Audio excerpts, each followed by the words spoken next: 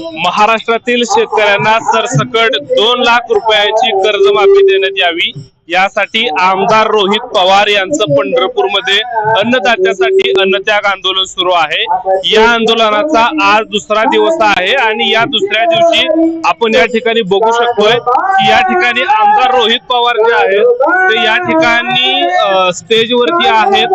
खरं तर आता सकाळच्या जवळजवळ 9:30 वाजत आलेले आहेत आणि 9:30 वाजता आता इथल्या कार्यकर्त्यांची जी काही गर्दी आहे ती वाढायला सुरुवात झालेली आहे। शेतकऱ्यांचा मोठा पाठिंबा जो आहे तो रोहित पवार यांना मिळताना दिसतोय आणि खरं तर 2019च्या कर्जमाफीचा लाभ घेतलेल्या शेतकऱ्यांना केवळ 50,000 पर्यंतची जी काही कर्जमाफीची अट आहे ती रद्द करून सरसकट शेतकऱ्यांना 2 लाखापर्यंतची कर्जमाफी देण्यात यावी अशी प्रमुख मागणी रोहित पवार यांची आहे।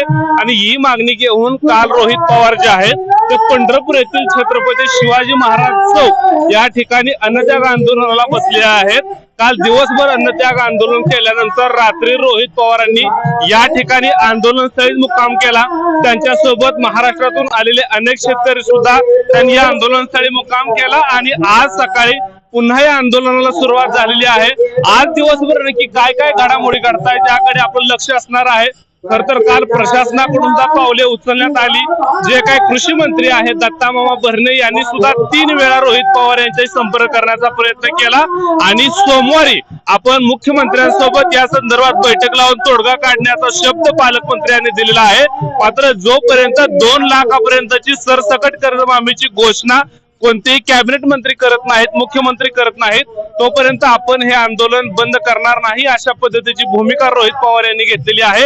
आज त्यांच्या अन्नत्याग आंदोलनाचा दुसरा दिवस आहे। हे त्यांच्या आंदोलनाचं ठिकाण आहे आणि काल खासदार धैर्यशील मोहिते पाटील असतील, आमदार अभिजित पाटील असतील, आमदार राजू खरे असतील काल दिवसभर इथं होते। त्यासोबतच आज अनेक जे काही बडे नेते आहेत ते आंदोलन ठिकाणी येण्याची शक्यता आहे। त्यासोबतच जे काही सामाजिक क्षेत्रात काम करणारे कार्यकर्ते आहेत, प्रामुख्याने शेतकरी चळवळी संबंध असणारे अनेक जे काही नेते मंडळी आहेत त्या ज्या आंदोलन ठिकाणी येतील अशा पद्धतीची शक्यता आहे।